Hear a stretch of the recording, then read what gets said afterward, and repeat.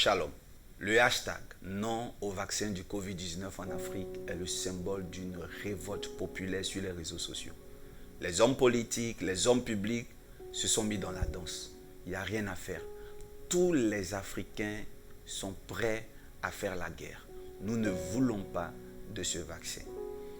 J'étais en train d'être révolté dans mon salon pendant que j'étais en train de dire stop, ça suffit.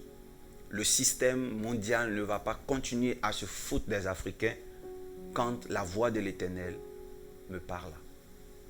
Dolski retourne à la parole de Dieu. Et je tombe sur un texte biblique que je veux partager avec vous depuis mon smartphone. Apocalypse 13, verset 16.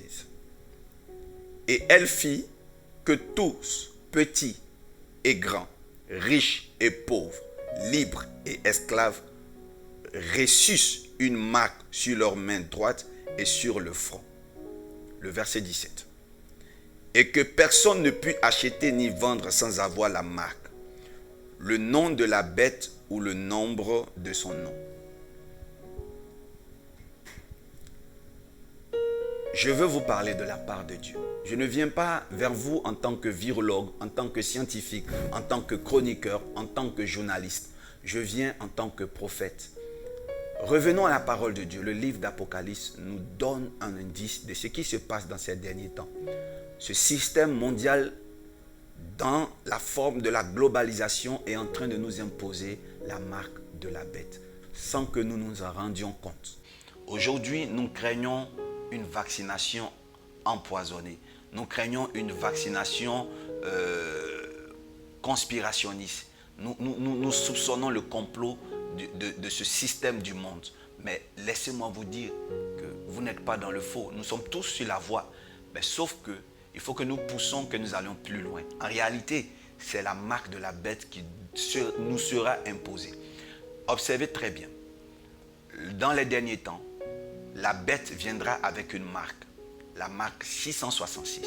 Et il est dit que celui qui n'aura pas cette marque ne pourra ni vendre ni acheter. Et le Seigneur me dit, Dolski, parle à mon peuple. Dis-leur que le temps de l'inauguration de cette marque, qui existait déjà de façon officieuse dans la vie de plusieurs personnes, est arrivé. Cette inauguration est le signe des derniers temps. Et pendant que je parle, quelqu'un se demande, mais où se trouve la marque de la bête dans cette histoire de vaccin? Laissez-moi vous dire une chose. La marque de la bête, contrairement à ce que nous avons pensé, ne sera pas calligraphique, ne sera pas scripturale. Non. Le diable n'avait jamais eu l'intention de nous marquer de la bête avec un fer chaud, comme les colons le faisaient en nous marquant d'un fer chaud au temps de l'esclavage. Non, non, je dis bien non. Pendant que je cogitais, pendant que j'étais en train de me révolter, pendant que je me révoltais, le Seigneur m'a dit, aujourd'hui c'est la révolte. Mais est-ce que demain cela pourra continuer pour tous les Africains? Nous sommes révoltés, nous ne voulons plus de ce système qui nous chosifie et cet esclavagisme néocolonialiste qui continue. Est-ce que nous pouvons nous opposer davantage? Le Seigneur me dit, regarde, en fait, le monde doit comprendre que c'est la marque qui sera en train d'être imposée à l'humanité. Et j'ai dit à Dieu, mais comment nous allons nous opposer? Comment nous allons fuir, contourner ce système? Le Seigneur me dit, pour cela, il faut que nous identifions le sujet. C'est un sujet qui est typiquement apocalyptique. Il n'y a pas que les films de Simpson, les dessins animés de Simpson qui sont prémonitoires. L'Apocalypse est le livre le plus excellent en termes de prémonition. Le Seigneur me dit, observe, comment les températures sont en train d'être prises de nos jours.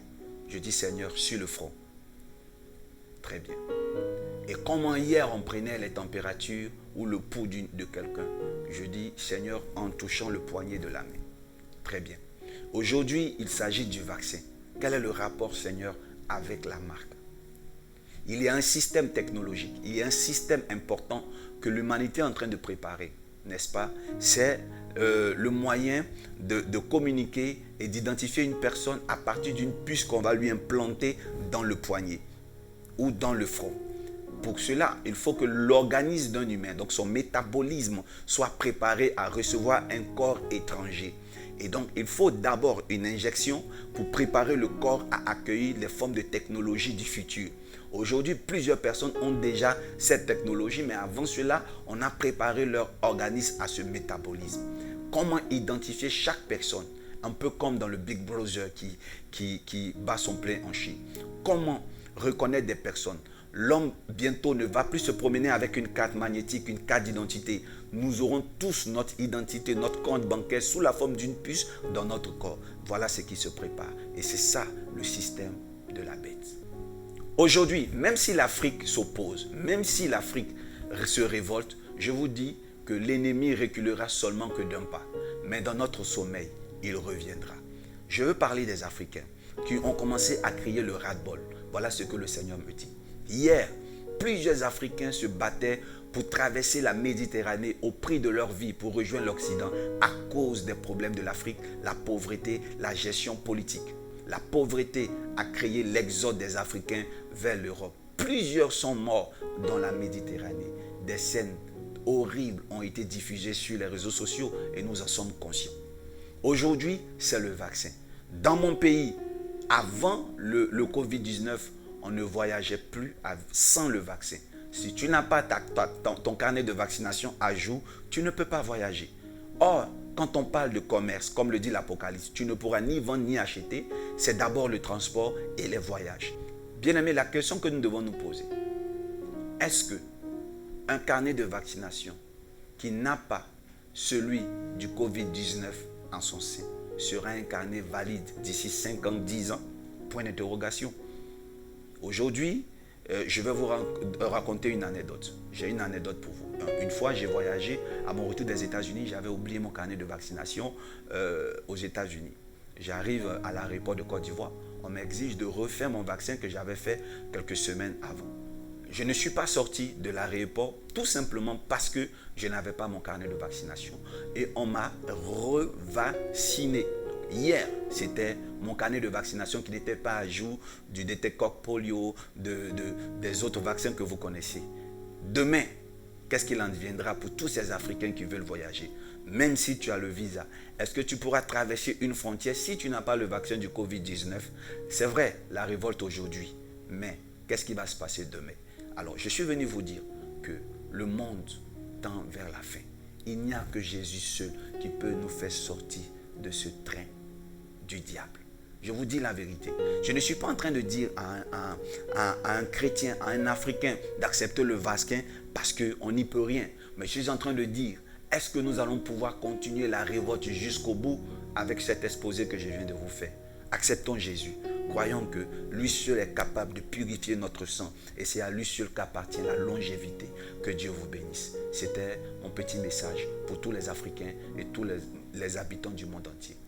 Shalom.